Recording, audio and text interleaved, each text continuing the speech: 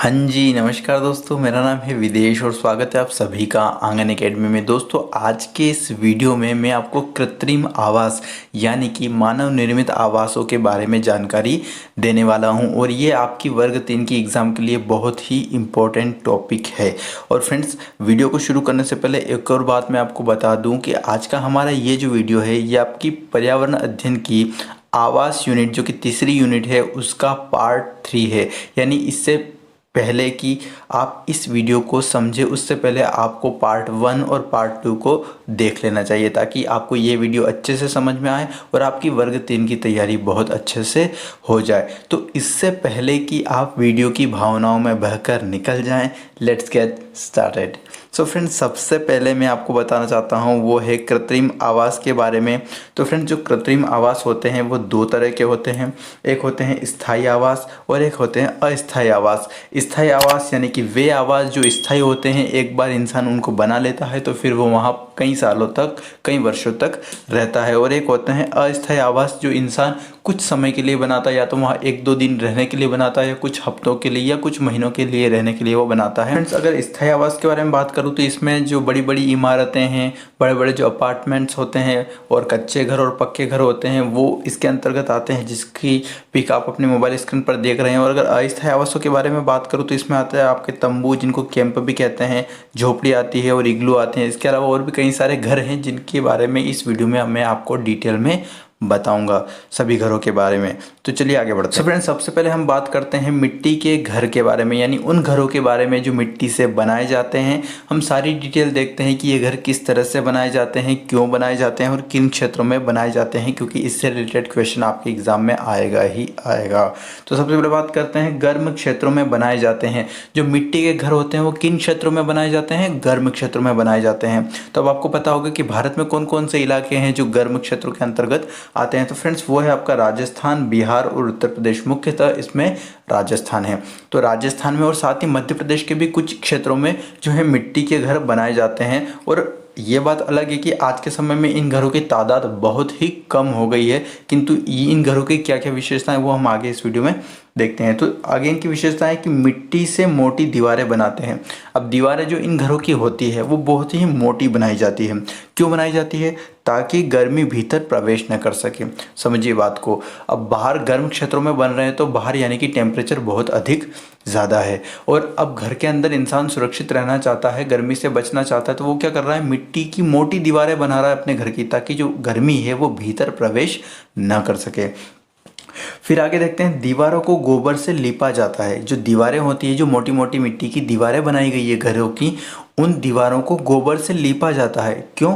ताकि मिट्टी न टूटे तथा घर में कीड़े न घुसे। दो कारणों से। एक तो मिट्टी न टूटे, क्योंकि आपको पता होगा अगर किसी का घर रहा होगा मिट्टी का या अभी भी होगा तो वो समझ सकता है कि जो मिट्टी की दीवारें होती हैं उनकी जो लेयर्स होती हैं, कुछ परतें होती हैं मिट्टी की, वो निकलती रहती है कुछ समय के बाद। तो वो मिट्टी न टूटे इसके लिए एक तो उसे गोबर से लिपा जाता है, और गोबर से लिपने का जो दूसरा कारण है वो ये है कि घर के अंदर कीड़े और मकोड़े प्रवेश, जो कीट पतंग होते हैं वो जो बरसाती कीड़े होते हैं वो प्रवेश न करें। अगली विशेषता है, छतों को झाड़ियों से बनाया जाता है। दीवारों को किससे बनाया? मिट्टी से, और उन पर क्या लीप दिया? गोबर लीप दिया। ठीक है। और उसको, उसकी जो छतें हैं उनको झाड़ियों से बनाया जाता है, यानी कुछ लकड़ियां डाल दी जाएंगी, उसके ऊपर कुछ तांते डाल दिए जाएंगे और तांतों के ऊपर कुछ झाड़ियां डालकर छत का निर्माण किया जाता है। उन झाड़ियों में नीम या कीकर की लकड़ी का प्रयोग होता है। देखो किन किन लकड़ियों का प्रयोग होता है? नीम और कीकर की लकड़ियों का प्रयोग होता है। क्यों? क्योंकि इनमें कीड़े नहीं लगते। देखो दो क्वेश्चन तैयार हो गए। मिट्टी के जो घर बनाए जाते हैं गर्म क्षेत्रों में, उनकी छत में किस लकड़ी का प्रयोग होता है? नीम और कीकर का। और दूसरा क्वेश्चन ये तैयार हुआ है हमारा कि ऐसी कौन सी लकड़ियां हैं जिनमें कीड़े नहीं लगते हैं, तो वो आपकी नीम और कीकर की। फ्रेंड्स, इसके अलावा खेजड़ी जो वृक्ष होता है उसमें भी कीड़े नहीं लगते, मैं आपको बता दूं। सो फ्रेंड्स, अब हम बात करते हैं लकड़ी और पत्थर के घरों के बारे में, यानी उन घरों के बारे में जिनके निर्माण में लकड़ी और पत्थर का अधिक से अधिक प्रयोग होता है। तो इनकी सबसे पहली विशेषता, ये घर कहाँ पाए जाते हैं? तो पहाड़ी क्षेत्रों में इस प्रकार के घर बनाए जाते हैं। पहला क्वेश्चन आपका यहीं तैयार हो गया कि लकड़ी और पत्थर के घर कहाँ बनाए जाते हैं? तो पहाड़ी क्षेत्रों में बनाए जाते हैं, जहाँ वर्षा अधिक होती है। क्या होती है? वर्षा अधिक होती है तथा हिमपात भी होता है, यानी बर्फबारी भी वहाँ होती है। तो अब आप इतना तो जानते ही होंगे कि हमारी कंट्री में बर्फबारी किन क्षेत्रों में होती है। तो डेफिनेटली जम्मू कश्मीर और हिमाचल प्रदेश, यानी लकड़ी और पत्थर के घर कहाँ बनाए जाते हैं, किन राज्यों में बनाए जाते हैं? तो जम्मू कश्मीर और हिमाचल प्रदेश में इस प्रकार के घर बनाए जाते हैं। फिर बात करें, छतों को ढलानुमा बनाया जाता है ताकि पानी व बर्फ नीचे गिर जाए। इन घरों की जो छतें होती हैं, ठीक है, इन घरों की छतें होती हैं, उनको कैसा बनाया जाता है? ढालनुमा बनाया जाता है। क्यों? ताकि इन पर अगर जो पानी की बूंदें गिरे वो भी नीचे आ जाए और बर्फ के जो टुकड़े गिरे बर्फबारी होने के समय वो भी नीचे आ जाए। कॉमन सेंस, ठीक है। आगे बात करते हैं, लेह लद्दाख व मनाली में इस प्रकार के घर बनाए जाते हैं। देखिए क्वेश्चन मुझे एग्जैक्टली याद नहीं है, लेकिन मैंने किसी प्रैक्टिस सेट या फिर किसी प्रीवियस पेपर में देखा होगा कि ये क्वेश्चन पूछा गया है कि लकड़ी और पत्थर के घर कहाँ बनाए जाते हैं। ऑप्शन में कुछ सिटीज के नाम थे जिसमें मनाली भी था, तो मनाली इसका राइट आंसर होगा। ध्यान रखिएगा, लेह लद्दाख और मनाली में इस प्रकार के घर बनाए जाते हैं। और अब आपको मैं आंगन एकेडमी का एक स्टार पॉइंट बताता हूँ, और वो ये है कि लद्दाख के लोग घरों के निचले हिस्सों में पालतू जानवरों व सामान को रखते हैं तथा छतों का प्रयोग फसल सुखाने के लिए करते हैं। ठीक है, तो इस चीज़ को आप अच्छे से याद रखिएगा, कभी एग्जाम में इससे रिलेटेड कोई क्वेश्चन आता है तो। फ्रेंड्स, आगे हम बात करते हैं उन घरों के बारे में जिनका निर्माण बांस और लकड़ी की सहायता से होता है। ठीक है, ऊपर कौन से घर थे जिनका निर्माण पत्थर और लकड़ी की मदद से हुआ, लेकिन अब कौन से जिनका निर्माण बांस और लकड़ी की मदद से होता है? तो अधिक वर्षा वाले क्षेत्रों में बनाए जाते हैं जहाँ बाढ़ अधिक आती है। देखो ऊपर क्या था, वो वहाँ बनाए जाते हैं जहाँ वर्षा अधिक होती है और बर्फबारी होती है, लेकिन जो बांस और लकड़ी के घर हैं ये वहाँ बनाए जाते हैं जहाँ वर्षा अधिक होती है और साथ ही बाढ़ भी बहुत ज़्यादा आती है। तो आपको ये भी पता होगा कि हमारी कंट्री में बाढ़ कहाँ आती है सबसे ज़्यादा, तो बिहार और आसाम की जो रीजन है इसमें सबसे ज़्यादा आती है बाढ़। तो देखिए यहाँ लिखा भी है, भारत के असम में इस प्रकार के घर बनाए जाते हैं। तो अगर क्वेश्चन आता है कि बांस और लकड़ी के घर कहाँ बनाए जाते हैं, तो भारत के असम में बांस और लकड़ी के घर बनाए जाते हैं। जमीन से 15 से 20 फुट की ऊंचाई पर बांस के मजबूत खंभों पर घर बनाते हैं। देखिए किस प्रकार से बनते हैं घर, आप इसकी एक पिक अपने मोबाइल स्क्रीन पर यहाँ देखिए। जमीन से 15 से 20 फुट की ऊंचाई पर बांस के मजबूत खंभों पर ये घर बनाते हैं ताकि बाढ़ आने पर घरों को हानि ना हो। देखिए इस तरह से ये घर बनाते हैं। तो इसमें देखिए मजबूत खंभे हैं लकड़ी के, बांस के बने हुए, ठीक है।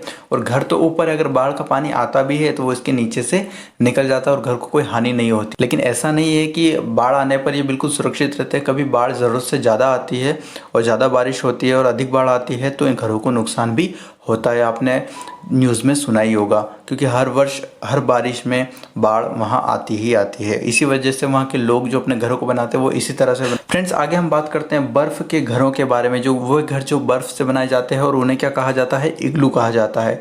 ठीक है, तो बर्फीले क्षेत्रों में बनाए जाने वाले अस्थायी घर होते हैं। ये कौन से घर होते हैं? बर्फीले क्षेत्रों में बनाते हैं और ये अस्थायी घर होते हैं, यानी कोई लोग परमानेंटली वहाँ रहने के लिए, अपने परिवार को वहाँ रहने के लिए नहीं ले जाते और वहाँ इग्लू में वो नहीं रहते हैं।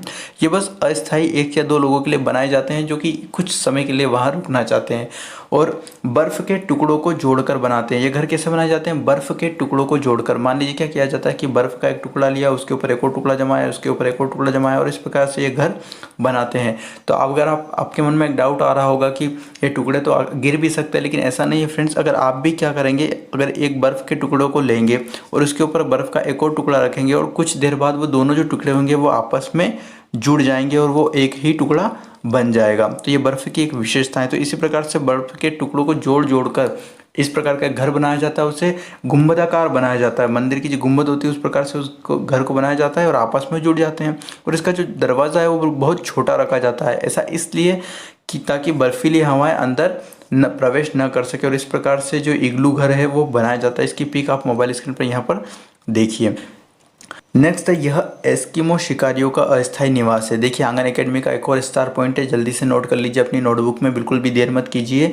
अगर एग्जाम में क्वेश्चन आता है कि इग्लू जो घर होता है बर्फ का घर, वो किन शिकारियों का अस्थायी निवास होता है, तो वो एस्किमो शिकारियों का अस्थायी निवास होता है। फ्रेंड्स, आगे हम बात करते हैं हाउस बोट के बारे में। तो देखिए इसके नाम से ही पता चल गया कि ये एक्चुअली चीज़ क्या है।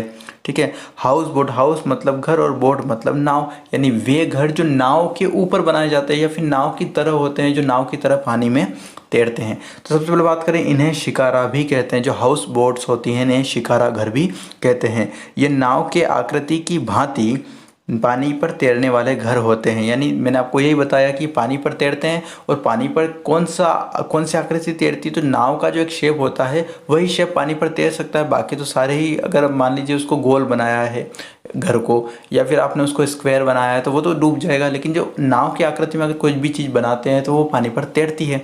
तो ऐसे ही जो नाव के ऊपर इस प्रकार के घर बनाए जाते हैं जिन्हें शिकारा कहते हैं, और इन्हें हाउस बोट भी कहा जाता है। कश्मीर व केरल में बनाए जाते हैं। देखो सबसे इंपॉर्टेंट पॉइंट है, हाउस बोट कहाँ बनाई, या फिर शिकारा की बात करें तो ये कहाँ, किन क्षेत्रों में बनाए जाते हैं, तो आपको याद रखना है कश्मीर व केरल में हाउस बोट बनाई जाती है। इस प्रकार के घर आपको वहाँ देखने के लिए मिलेंगे। और इसकी लंबाई कितनी होती है, तो इनकी लंबाई कम से कम 80 फुट तक की होती है। और आपको पता होगा कि जितने भी पर्यटन और सैलानी कश्मीर और केरल जाते हैं वो इन हाउस बोट में ज़रूर जाते हैं, इनका लुत्फ़ ज़रूर वो उठाते हैं, क्योंकि ये पर्यटन के आकर्षण का केंद्र है, पर्यटकों के आकर्षण का भी केंद्र है। और कश्मीर हाउस बोट पर नक्काशी की जाती है जिसे ख़त्म बंद कहते हैं। देखिए इंपॉर्टेंट पॉइंट है, नोट कर लीजिएगा। कश्मीर के जो हाउस बोट होते हैं, ठीक है, उन पर जो नक्काशी की जाती है उसे ख़त्म बंद कहते हैं। देखिए पहले तो आप ये हाउस बोट की एक पिक देखिए, इस प्रकार से ये हाउस बोट होती है। अब एक और चीज़ क्या है कि केरल के हाउस बोट पर नक्काशी नहीं की जाती है। इन दोनों के बीच में अंतर है कि कश्मीर की जो हाउस बोट होती है ना, उन पे क्या की जाती है, नक्काशी की जाती है, उन पे डिज़ाइन बनाई जाती है, उन पे चित्र बनाए जाते हैं सुंदर से। लेकिन केरल की जो हाउस बोट होती है, शिकारा होते हैं, उन पर किसी प्रकार की कोई नक्काशी नहीं की जाती है। फ्रेंड्स आगे हम बात करते हैं वो है तंबू के बारे में, जिसे टेंट भी कहते हैं। तो ये भी अस्थायी निवास होते हैं, ठीक है। तो इन्हें तंबू, टेंट या कैंप कहा जाता है। यह अस्थायी आवास होता है। देखिए ऐसा नहीं कि कोई पूरा का पूरा परिवार कम से कम साल, 2 साल या 3-4 साल से या ज़िंदगी भर के लिए एक तंबू बना लिया और उसमें रह रहा है। ये अस्थायी निवास होते हैं जो कुछ लोग कुछ दिनों के लिए, कुछ हफ्तों के लिए रुकने के लिए बनाते हैं। और कौन कौन से लोग बनाते हैं वो भी मैं आगे बताऊँगा। तो कपड़ों व प्लास्टिक दोनों की सहायता से इसे बनाया जा सकता है। तंबू और टेंट को इसे कैंप भी कहते हैं, ठीक है। कौन कौन बनाते हैं, तो एक तो आदिवासी जो लोग होते हैं, बेचारे जो मजदूर लोग होते हैं, वो कहीं मजदूरी करने जाते हैं, तो जिस गांव में कुछ दिनों के लिए मजदूरी के लिए रुकेंगे वहाँ पर वो अपना एक तंबू बना लेंगे, और मजदूरी जैसे उनका काम खत्म हुआ फिर अपना तंबू हटाकर वो चल देंगे। और ऐसे खानाबदोश लोग, खानाबदोश यानी कौन, जो आते हैं, काम करते हैं, कमाते हैं, खाना खाते हैं और फिर आगे बढ़ जाते हैं, फिर अगले गांव में चले जाते हैं, ऐसे घूमते रहते हैं, ठीक है, खाने की तलाश में। वे खानाबदोश लोग भी तंबू बनाते हैं। जनजातियां, जो गरीब जनजातियां वो बनाती हैं। साथ ही पर्वतारोही, जो पर्वतारोही होती है, जो पर्वतों पर चढ़ाई करने के लिए जाते हैं, वो भी वहाँ अपने लिए कैंप बना लेते हैं, रात्रि में उसमें रुकते हैं और सुबह होते ही फिर वो पर्वत की चढ़ाई शुरू कर देते हैं। और यहाँ 2 इम्पोर्टेंट पॉइंट मैं आपको और बता दूँ, वो ये है कि अगर एग्जाम में क्वेश्चन आता है कि रेबो किसे कहते हैं, तो आपके पास जवाब होना चाहिए लद्दाख की चांगपा जनजाति के लोग योक के बालों की पट्टी से टेंट बनाते हैं जिन्हें रेबो कहा जाता है। क्या पॉइंट है, रेबो किसे कहते हैं, एक टेंट को कहते हैं। कौन से टेंट को कहते हैं, जो कि योक के बालों की पट्टी से बनाए जाते हैं। और कौन लोग बनाते हैं, चांगपा जनजाति के लोग। चांगपा जनजाति कहाँ की रहने वाली, तो लद्दाख की रहने वाली है। और इधर एक और पॉइंट ये है कि जो पर्वतारोही होते हैं, ठीक है, पर्वतारोही 2 तह वाले टेंट बनाते हैं ताकि ठंड से बच सकें। वैसे तो अगर आप सामान्य इलाके में हैं जहाँ टेम्परेचर सामान्य है तो वहाँ आप 1 तह वाले यानी 1 लेयर वाले तंबू में आप आराम से रह लेंगे। लेकिन अगर आप एक ऐसे इलाके में है जहाँ ठंड अधिक गिर रही है, जैसे पहाड़ी क्षेत्र, तो वहाँ ठंड अधिक रहती है, तो वहाँ 2 तह वाले यानी 2 लेयर वाले वो बनाते हैं तंबू ताकि उनको ठंड ना लगे। फ्रेंड्स आगे हम बात करते हैं ईंट के मकानों के बारे में, जिस तरह के मकानों में आप अभी बैठे होंगे मुझे उम्मीद है, ठीक है। और ऊंची इमारतों के बारे में बात करते हैं तो समतलीय व मैदानी इलाकों में बनाए जाते हैं। इस तरह के घर कहाँ होते हैं, अब आपने ऐसा तो नहीं है कि आपने किसी पहाड़ी पर देखा बड़ी सी बिल्डिंग बनी हुई है, या ऐसे क्षेत्र में जहाँ बहुत ज़्यादा बाढ़ आती है, नदियों के किनारे बड़ी सी बिल्डिंग बनी हुई है, ऐसा नहीं। इस तरह के जो मकान होते हैं, बड़ी बड़ी अपार्टमेंट्स और ईंटों के मकान कहाँ बनते हैं, समतलीय व मैदानी इलाकों में बनाए जाते हैं। 1 मंजिला से लेकर बहुमंजिला होते हैं, ठीक है। इसकी पिक आप देखिए इधर। और भारत के मैदानी क्षेत्रों में बहुतायत में है, बड़ी बड़ी जो सिटीज़ हैं उनमें आपको ईंटों के मकान और जो अपार्टमेंट्स होते हैं यही देखने को मिलेंगे। अब हम बात करते हैं हवेली, किलों यानी कि दुर्ग और महलों के बारे में हम बात करते हैं। किन किन के बारे में, हवेली के बारे में, किलों के बारे में और दुर्ग के बारे में हम बात करते हैं। देखिए मैंने इनको भी इसलिए शामिल किया है क्योंकि हम हर प्रकार के आवास और निवास के बारे में बात कर रहे हैं, हर प्रकार के घरों के बारे में बात कर रहे हैं, ताकि क्वेश्चन कितना भी घुमा फिरा कर क्यों न पूछ लिया जाए आप उसे सही कर दें। सो फ्रेंड्स अब बात करते हैं हम हवेली, किलों और महल के बारे में, तो इनका आकार बहुत बड़ा होता है। अब देखिए, सामान्य जो घर होते हैं उनका क्या आकार होता है, 8-10 कमरे होंगे ज़्यादा से ज़्यादा, या कम से कम मान लें 3 से 4 कमरे होंगे, एक किचन होगा, एक बाथरूम होगा, एक आंगन होगा, ठीक है, एक शयन कक्ष वगैरह ये होते हैं, एक हॉल होगा। लेकिन जो हवेली, किले और महल होते हैं बहुत ही बड़े बड़े घर होते हैं, ठीक है, बड़े बड़े इनका आकार होता है, बहुत बड़ी सी बिल्डिंग होती है, बड़ा स्ट्रक्चर होता है और यह कई भागों में विभाजित होते हैं। अब इसका मतलब क्या है, इसका मतलब ये है कि मान लीजिए एक सामान्य सा जो घर है वो एक ही स्थान पर रहेगा, आस पास में कमरे रहेंगे, पास में बाथरूम रहेगा, पास में किचन रहेगा, वहीं आंगन है, वहीं एक बरामदा है, कॉरिडोर वगैरह, ठीक है, अगर पार्क है तो वही पास में है। लेकिन जो हवेली, किले और महल होते हैं ये कई भागों में विभाजित होते हैं। जैसे आपने बहुत किले घूमे होंगे, कहीं ऐतिहासिक स्थल पर गए होंगे तो आपने देखा होगा रानी का घर इस जगह पे है, तो राजा का जो महल है वो यहाँ है, सैनिकों के रहने का स्थान यहाँ है, भंडार गृह यहाँ है, अस्त्र शस्त्र यहाँ रखे जाते हैं। और इन चारों सभी प्रकार की बिल्डिंग्स को एक चहर दीवारी से कवर कर लिया जाता है। तो इस प्रकार के अलग अलग भागों में ये जो हवेली, किले और जो महल होते हैं ये विभाजित रहते हैं। और इनका पत्थरों व लकड़ियों का अधिक प्रयोग होता है। इनका जो निर्माण किया जाता है उसमें पत्थरों और लकड़ियों का सबसे ज़्यादा प्रयोग होता है। इसमें सीमेंट वगैरह, आपकी ईंटों वगैरह का प्रयोग बहुत ही कम होता है। और उस समय जब ये बनाए गए तब पत्थरों के मकान ही बनाए जाते थे। आपने अगर कुंभलगढ़ का किला आपने अगर घूमा हो, बहुत ही शानदार जगह है, मैं आपको सजेस्ट करूँगा कभी आप जाइए, ठीक है। और अगर आप चित्तौड़गढ़ का किला देखेंगे तो बहुत ही शानदार है। जो किले और ये महल होते हैं ये पत्थरों और लकड़ियों से बनाए जाते हैं। फिर बात करें, इनका निर्माण प्राचीन समय में सामरिक दृष्टि से किया जाता था। यानी सामरिक दृष्टि का मतलब क्या होता है, सामरिक दृष्टि यानी समर की दृष्टि, यानी युद्ध की दृष्टि से, कि जब युद्ध की स्थिति हो तो अपनी प्रजा को और अपने राजा वगैरह उनके परिवार आदि को इन किलों, महल और हवेलियों के अंदर सुरक्षित रखा जा सके। उस सामरिक दृष्टि से इनका निर्माण प्राचीन समय में, ऐतिहासिक काल में किया जाता था। और इसकी एक और सबसे महत्वपूर्ण विशेषता है वो ये है कि इनकी दीवारों, छतों, गुंबदों, किवाड़ों आदि पर सुंदर नक्काशी की जाती है। यानी उन पर बहुत ही सुंदर सुंदर चित्र बनाए जाते हैं, सुंदर कलाकृतियाँ उन पर उकेरी जाती है, सुंदर सी मूर्तियाँ उन पर उकेरी जाती है। फिर फ्रेंड्स, अंत में हम बात करते हैं ऋतु आवास के बारे में। अब ऋतु आवास क्या होता है, ऋतु का मतलब क्या होता है, जो ऋतुएं आती है, जैसे अगर सामान्य भाषा में बात करें तो ठंड, गर्मी और बरसात, तो उनसे संबंधित आवास यानी वे आवास जिनका निर्माण ऋतु के अनुकूल होता है तथा वे स्थानांतरित भी होते हैं।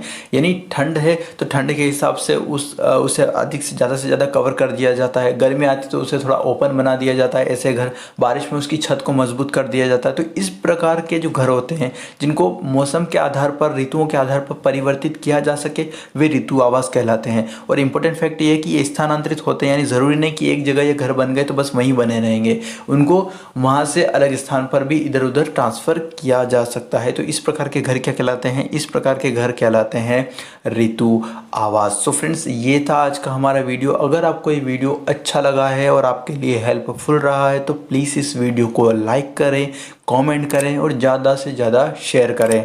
और साथ ही अगर आपने अभी तक हमारे चैनल को सब्सक्राइब नहीं किया है तो प्लीज़ चैनल को अभी सब्सक्राइब करें और बेल आइकन को भी प्रेस करें ताकि किसी भी नए वीडियो की नोटिफिकेशन को आप मिस न करें। इस वीडियो को अंत तक देखने के लिए आप सभी का प्रेम पूर्वक धन्यवाद।